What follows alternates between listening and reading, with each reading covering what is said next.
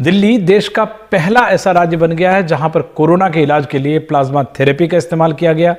यही नहीं, अगले कुछ दिनों में दिल्ली सरकार इस थेरेपी का ट्रायल करने जा रही है। अगर ये प्रयोग कामयाब होता है तो कोरोना के इलाज के लिए नया रास्ता खुलता दिखाई देगा। क्या है ये तकनीक, इस बारे में दूसरी सारी डिटेल्स देखते हैं हमारे संवाददाता शरद शर्मा की इस रिपोर्ट में। अभी तक कोरोना की समस्या की बात की जा रही थी। समस्या मतलब कि कोरोना संक्रमण कितना फैल रहा है और कितने लोग इसके शिकार होते जा रहे हैं, लेकिन अब पहली बार ऐसा लग रहा है कि इसके समाधान की तरफ हम बढ़ रहे हैं। दिल्ली में अप्रूवल मिल गई है प्लाज्मा थेरेपी की, यानी कि प्लाज्मा थेरेपी के जरिए कोरोना के मरीजों का इलाज किया जा सकता है। और ये इलाज जो है वो ILBS अस्पताल जो है दिल्ली सरकार का, यहाँ पर होगा। तो मेरे साथ डायरेक्टर हैं ILBS अस्पताल के डॉक्टर SK सरीन। सर, आपका बहुत बहुत स्वागत है। सर, थोड़ा बताइए पहले कि ये अप्रूवल किस लेवल पे मिली है और कब तक जो है हम देख पाएंगे कि जो एक्सपेरिमेंट करना है तो कब तक शुरू हो पाएगा, थोड़ा बताइए इसके बारे में। देखिए, प्लाज्मा थेरेपी जो है नई नहीं है, बहुत और बीमारियों के अंदर बहुत बरसों से यूज़ की जा रही है। और कोरोना के लिए चूँकि और कोई दवाई इस समय उपलब्ध नहीं है जिसको हम कह सकते हैं हाँ भाई ये बहुत अच्छी है, तो इसलिए लोगों ने ये एक पद्धति चाइना में, अमेरिका में और कई कंट्रीज़ में ट्राई करी कि जो आदमी कोरोना से एक बार पीड़ित है और वो ठीक हो गया है, ठीक होने के बाद में अगर उसके अंदर वायरस 2 बार टेस्ट करें और नेगेटिव आ जाए तो उसकी जो ब्लड के अंदर एंटीबॉडी, मतलब जो क्षमता है वायरस को मारने की, जो इम्यूनोग्लोबुलिन्स बॉडी जो बनाती है, उसको अगर हम यूज़ करें तो वो वायरस जिस व्यक्ति के अंदर आया है उसके अंदर जाके मिल जाएगा और ये एंटीबॉडी जो है उसको न्यूट्रलाइज कर लेगी। तो ये एक थ्योरी और एक हाइपोथेसिस के बेसिस पे ILBS ने मौलाना आज़ाद मेडिकल कॉलेज, जो कि प्रिंसिपल जहाँ पे मरीज़ होंगे, ILBS में मरीज़ नहीं हैं, मरीज़ होंगे मौलाना आज़ाद में, और ये एक रिसर्च प्रोटोकॉल के माध्यम से हम लोगों ने ड्रग कंट्रोलर जनरल को अप्लाई किया था। हमारी एथिक्स कमेटी जो इंस्टीट्यूट की उसने भी इसको सपोर्ट किया, अप्रूव किया, और हमने फिर इसको ड्रग कंट्रोलर जनरल के थ्रू इसको अप्रूवल लिया। तो उसके अंदर 10 मरीज जो हैं उनको ये हम लोग पहले ट्राई करेंगे। हो सकता है अच्छे भी हो जाए, हो सकता है ना भी हो, क्योंकि एक नई थेरेपी है। पर उम्मीद एक्सपीरियंस के बेसिस पर ये कन्वेलिसेंट प्लाज्मा जो रिकवर हो गए हैं उसमें इतनी एंटीबॉडी होती हैं, इतनी स्ट्रेंथ होती है कि वायरस को न्यूट्रलाइज कर ले। हाँ, ये एक शुरू की तरीके है और मैं चाहूँगा कि जैसे दिल्ली में 1500 मरीज़ हैं, अगर 300 ठीक हो गए, 400 हो गए, वो लोग निकलें और यंग आदमी जो डोनर्स होंगे वो होंगे जो उनकी हेल्दी होंगे। मतलब अगर उसके अंदर डायबिटीज़ है, ओबेसिटी है, शराब पी रहा है, कोई कैंसर है, कोई ऐसा, उनको नहीं लेंगे। जो हेल्दी डोनर्स हैं, जो कि स्वस्थ हैं, 60 साल की उम्र के कम हैं और 18 से ऊपर हैं, उनका हम लोग ब्लड लेंगे। और ये सारा का सारा ब्लड में से प्लाज्मा निकालना, उनके लिए अलग ब्लड बैंक की फैसिलिटी रखना, उसकी क्वालिटी टेस्ट करना, और ये सारा जैसे एक ड्रग बनाते हैं, दवाई बनाते हैं, उस तरीके से इस प्लाज्मा को बना करके एनरिच करके हम लोग भेजेंगे। और इसके लिए हमारे साथ हमारी जो एक्सपर्ट हैं, जो ट्रांसफ्यूजन मेडिसिन, जो ब्लड बैंक को संभालती हैं, डॉक्टर मीनू वाजपेयी हैं। मैं चाहूँगा कि आप मीनू से और पूछें कि ये क्या प्रोसेस होगा। थोड़ा बताइए कि आप ही मौलाना आज़ाद में जाकर इस पूरे ऑपरेशन का कंडक्ट करेंगे, एक्सपेरिमेंट करेंगे? मैं ILBS में ये कलेक्ट करके टेस्ट कराऊंगी। अच्छा। तो मेरा ये रहेगा कि मैं मौलाना आज़ाद मेडिकल कॉलेज में जो पेशेंट्स हैं वो जब डिस्चार्ज होते हैं तो उनसे हम बात करेंगे और उनकी कंसेंट लेने की कोशिश करेंगे कि वो इंटरेस्टेड हैं कि नहीं। अच्छा। जैसे कि सर ने बताया कि कुछ पेशेंट्स जो हेल्दियर होंगे, मतलब यंगर एज के, 60 साल से कम के, जिनको कोई कोमॉर्बिडिटीज़ नहीं है, कोई और बीमारियाँ नहीं हैं साथ में, जैसे डायबिटीज़, हाइपरटेंशन, कैंसर, तो उन मरीजों को जब वो रिकवर करेंगे तो उनसे कंसेंट लेंगे। उसके 14 दिन बाद जब वो पूरी तरह कवर कर जाएंगे तो उनको ILBS लेके आएंगे। अगर वो कंसेंट देते हैं दोबारा तो उनका हम एक प्रोसीजर करते हैं जिसको बोलते हैं डोनर प्लाज्मा फेरेसिस। अच्छा। ये प्रोसीजर करेंगे। इस प्रोसीजर में ये होता है कि हम पेशेंट को एक मशीन से अटैच करते हैं। वो मशीन थोड़े अमाउंट में पेशेंट का, डोनर का ब्लड लेगा। वो ब्लड है ना, उसमें प्रोसेस होगा, उसमें से सिर्फ प्लाज्मा सेपरेट हो जाएगा और बाकी सारे तत्व जो रक्त में होते वो पेशेंट के शरीर में वापस चले जाएंगे। अच्छा। इस तरह से धीरे धीरे थोड़ा सा प्लाज्मा हम पेशेंट का लेंगे। कितना लेंगे ये डिपेंड करता है कि पेशेंट का अपना ब्लड वॉल्यूम क्या है, वजन क्या है।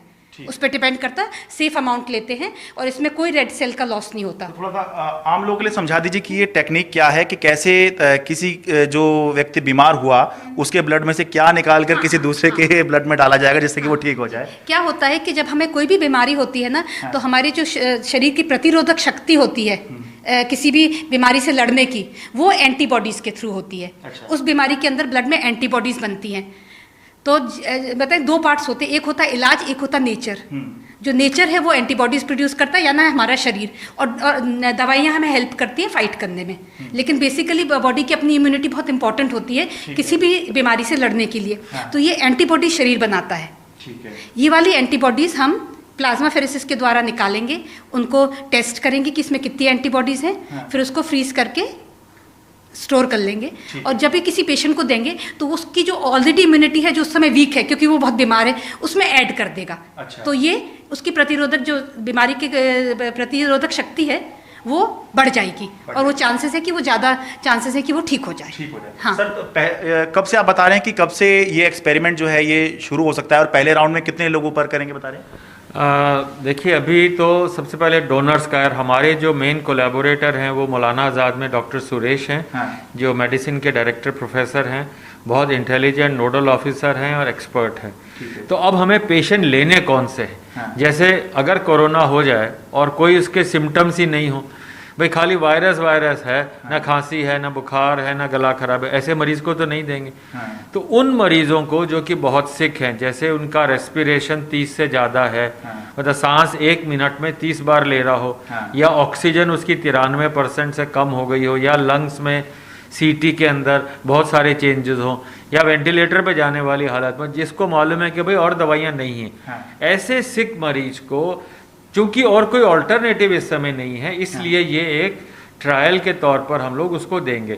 और हाँ, हम ये भी चाहेंगे कि जो मरीज़ कहीं भी दिल्ली में डिस्चार्ज हुए, राजीव गांधी से, आरएमएल से या मौलाना आज़ाद से, जो ठीक हो गए, जो स्वस्थ हो, वो आकर के अपना ब्लड डोनेट करें, और उसके लिए डॉक्टर मीनू तैयारी करेंगे। और बहुत इंपॉर्टेंट, डरे नहीं कि मेरा ब्लड निकल जाएगा, मैं कमज़ोर हो जाऊँगा, सिर्फ प्लाज्मा थोड़ा सा निकालेंगे, बाकी आरबीसी जो रेड सेल है वो वापस चले जाएंगे, तो आप में कमज़ोरी नहीं आएगी, ऐसा नहीं है। तो ये प्लाज्मा फिर हम डॉक्टर सुरेश को मौलाना आज़ाद में देंगे। और हमारा जो प्रोटोकॉल है, जो कि क्राइटेरिया है, वो सारे ड्रग कंट्रोलर ने, सारे एक्सपर्ट्स ने असेस किए, हाँ भाई ये मरीज़ ठीक है। तो ऐसे 10 मरीज़ों को हम लोग ट्राई करेंगे, 10 कंट्रोल होंगे, फिर ये देखेंगे कि हाँ अगर ये मरीज़ ठीक हो रहे हैं तो फिर इसको बढ़ाएंगे। और हमें उम्मीद है कि डॉक्टर वाजपेयी के, डॉक्टर सुरेश के प्रयास से, और दिल्ली में और बहुत लोग ज्वाइन करना चाहते हैं हमारे इस प्रयास में, शुरू करने की उम्मीद है कि 2-3 दिन में अगर हमें प्लाज्मा मिल गए, हमारे एंटीबॉडीज़, हमारा सारा काम ठीक चला, तो हो सकता है कि शुरुआत हो जाए, और हो सकता है कि मरीज़ अच्छे हो जाए। पर मैं ये ज़रूर कहना चाहूँगा कि दिल्ली सरकार, चीफ मिनिस्टर साहब, हेल्थ मिनिस्टर, सारे लोग, ड्रग कंट्रोलर जनरल, सब इतने प्रोएक्टिव हैं कि भाई शुरू तो हो।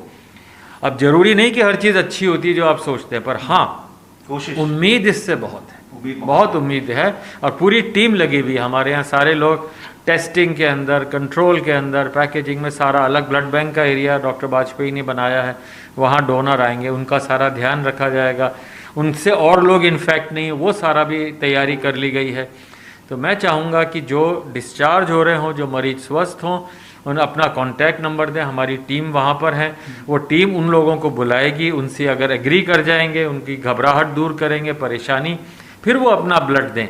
और वो ब्लड प्लाज्मा थोड़ा सा लेंगे, वो प्लाज्मा अगर किसी की जान बचा ले, अगर मेरा खून किसी की जान बचा ले, अगर वो दवाई बन जाए, तो आप सोचिए कितना फायदा होगा। ये तो एक तरह का पुण्य का काम है। पर थोड़ा मुझे एक चीज बताइए, मुख्यमंत्री अरविंद केजरीवाल भी इसको लेकर काफ़ी आशान्वित हैं, इसलिए कुछ दिन पहले भी वो बात कर रहे थे जब यूएस में भी इस पर बात हो रही थी। तो एक तो ये बता दीजिए, एक जो ठीक हुआ कोरोना से ठीक हुआ पेशेंट है, उसके बॉडी से निकाल कर कितने को ठीक किया जा सकता है, और कितना ब्लड जो है निकाला जाएगा, जिससे लोग समझ जाएं कि कितना ब्लड देना है? देखिए, नॉर्मली जैसे हर व्यक्ति को 1 महीने 3 महीने में खून दे देना चाहिए, उससे नया ब्लड बनने लगता है, बोन मैरो नया खून बनाती है। हाँ। तो अगर इसके अंदर आप व्यक्ति अपना 300 से 500 600 ml तक ब्लड देता है, तो ब्लड का रेड सेल तो वापस चले जाएंगे, खाली प्लाज्मा निकालेंगे। अच्छा। तो ऐसा नहीं है कि आपकी बॉडी से आप कमज़ोर हो जाएंगे, गिर जाएंगे, वीक हो जाएंगे। 10% भी अगर आप अपना ब्लड दे दें तो भी कोई परेशानी नहीं होती है। तो मेरे विचार से हर एक में करीब 5 लीटर ब्लड होता है, तो आप 10% 500 ml भी दे दें तो परेशानी नहीं है। फिर उसके बाद लिटाए रखते हैं, ब्लड बैंक पूरी एहतियात रखता है कि कोई उसमें परेशानी नहीं हो। तो मैं चाहूँगा कि सब लोग आगे आएँ। अनफॉर्चुनेटली अगर आप इन्फेक्टेड हैं, मानते हैं आप ठीक हो जाएंगे, जरूर ठीक होंगे, पर जो लोग नहीं ठीक हो रहे, 40 डेथ हो गई, 30 डेथ हो गई, भारत में 400 डेथ हो गई, क्या हम उन्हें बचा सकते हैं? चूंकि और कोई दवाई नहीं है, तो आप सब लोग आएँ, अपना नाम एंटर कराएं कि yes I am a volunteer, I am a donor. फिर सिलेक्शन होगा, जरूरी नहीं हर आदमी का लेंगे, तो वो डॉक्टर वाजपेयी इनकी टीम पूरा केयरफुली सेलेक्ट करेगी, और मुझे उम्मीद है कि आपके थोड़े से प्रयास से मरीज ठीक हो जाएंगे। सर बता दीजिए कि एक व्यक्ति जो ठीक हुआ है वो अगर ब्लड देता है, उसमें से प्लाज्मा निकालते हैं, तो कितने लोग ठीक हो सकते हैं? एक व्यक्ति कितने लोगों को ठीक कर सकता है? एक व्यक्ति का ब्लड अगर हम लेंगे तो 2 मेरे ख्याल से उसके अंदर प्लाज्मा की यूनिट बना सकते हैं। हाँ। और एक आदमी को 2 यूनिट की भी ज़रूरत पड़ सकती है। हाँ। एक आदमी को 3 की भी पड़ सकती है। एटलीस्ट 1 से 1 का तो फ़ायदा हो जाएगा। अच्छा। तो अगर हमें 40 मरीज़ ठीक करने हैं तो हमें कम से कम 80 से 100 आदमी स्क्रीन करने पड़ेंगे। अच्छा। और 80 में से अगर 40 फिट पाए गए, हाँ। तो 40 के अंदर से हम प्लाज्मा निकाल के तैयार कर लेंगे 20 को देने के लिए। हाँ। 20 थोड़ा सा बैंक में रखेंगे। हाँ। और ज़रूरत हो तो और दे सकते हैं। ठीक है, ये मतलब एक्सपेरिमेंट किया जाएगा, उसके बाद इसकी कामयाबी पे निर्भर करेगा कि आगे किस तरह से हम जो इस वायरस से लड़ रहे हैं, आगे किस तरह से लड़ सकेंगे। बिल्कुल ठीक कह रहे हैं आप इसमें, और मुझे लगता है कि with in next 7 to 10 days हमें थोड़ी सी उम्मीद है। हाँ। कुछ रिजल्ट्स आएंगे, पर साइंस में यही होता है, अच्छा भी हो सकता है, बुरा भी। तो आप ये सोचें जिस मरीज को मिल रहा है वो ठीक नहीं हुआ, भाई वो वैसे भी शायद ठीक नहीं होता। तो इसलिए 10 लोगों में ये एक तरह से रिसर्च प्रोटोकॉल है, 10 को दिया जाएगा, 10 को नहीं दिया जाएगा, और देखा जाएगा कि हाँ भाई कि इनमें से कौन बेटर हो रहे हैं। सपोज 10 के 10 जैसे उन्होंने वहाँ ट्राई किया अमेरिका में, 5 के अंदर से ठीक ही हो गए लोग। तो बट बिगिनर्स लक भी होता है, पर science is not beginner's luck, science is hard fact. Case to case भी डिफरेंट हो जाता है कई बार। हाँ, हार्ड फैक्ट। एक मरीज कर ले और आप कहें कि ठीक हो गया, नहीं नहीं नहीं, हार्ड फैक्ट ये है कि ये साइंस है, इस तरीके से ठीक हो जिससे आगे लोग फॉलो करें तो गलती ना हो। तो केरला वगैरह में भी अप्रूवल मिली है इसकी? मैं डॉक्टर वाजपेयी से कहूँगा इसके बारे में। To the best of my knowledge, जो अभी तक मुझे जितना ज्ञान है, उस हिसाब से अभी दिल्ली को ही मिली है आइल बेस। अच्छा, केवल पूरे इंडिया में DCGI अप्रूवल। अच्छा, डायरेक्टर जनरल जो ड्रग्स कंट्रोलर ऑफ इंडिया है। हाँ।